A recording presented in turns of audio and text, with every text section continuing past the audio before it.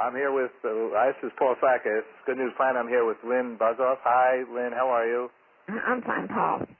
Good. We've spoken with Lynn in the past and attended her events, National Meningitis Association. We also have Jerry Acosta. Hi, Jerry. How are you? Hi, Paul. I'm doing fine. Good. You're both moms of meningitis, and the National Meningitis Association celebrates its 10th year anniversary with mothers who have lost children to meningitis, and that continue your efforts to urge parents to get their kids vaccinated. I see some good news right here. Vaccination rates have climbed steadily in recent years. So that's good news, Lynn? It's wonderful news. But we still have 4 out of 10 families where the children are not vaccinated, so we need to work on that.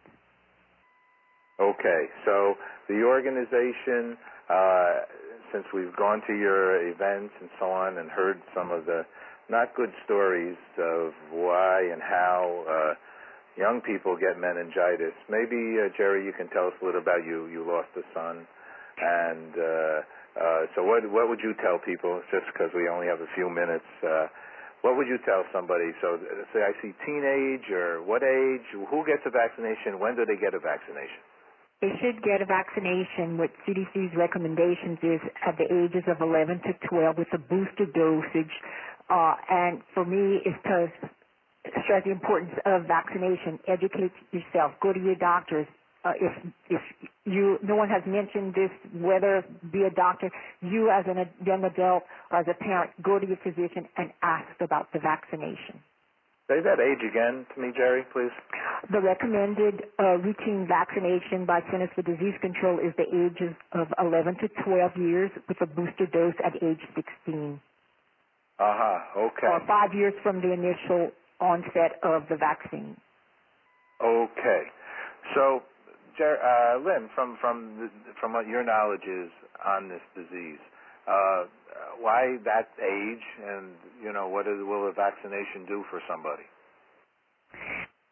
Well, the increase in the incidence of the disease starts, at 11 and 12 and really goes through the early 20s. So that's why the CDC wants to start protecting children at age 11, and then the booster dose at age 16 will cover them through their vulnerable years. And the disease does what? The disease can kill you.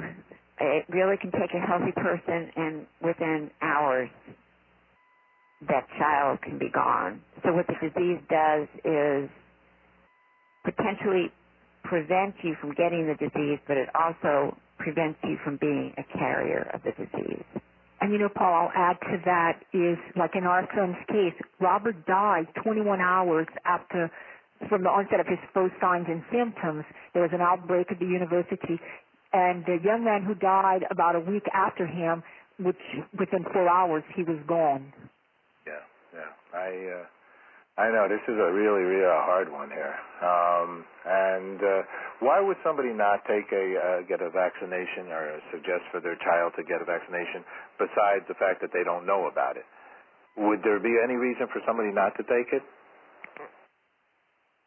Unless your doctor is giving you a medical reason not to have the vaccine, I would definitely recommend that you have the vaccine. There's no live material in the vaccine. There's no way to get sick from the vaccine.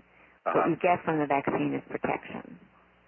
And protection is very good. There's no doubt about it. Tell us about the Meningitis Association. Well, the National Meningitis Association was founded by 5 parents whose children either died or were severely affected by meningococcal disease. And we're now a national organization that advocates for meningococcal disease awareness and prevention. We've had a big impact. All of the people in our organization have been affected by this disease, so it's very personal for all of us that it not happen to other families. And as a mom, Paul, with National Meningitis, Moms on Meningitis, we go into our home states to educate to the families the dangers about meningococcal disease and how important it is to have the vaccination. Yeah, this is important. You have a website. Are there any seats left for the gala available for people to buy? Yes, they can go to our website for more information about meningitis and for information about the gala. And the website is nmaus.org. And this Tuesday, April 24th, is World Meningitis Day. So we're urging all parents to speak with their children's health care provider about vaccination. And just quickly, what's good news for each one of you?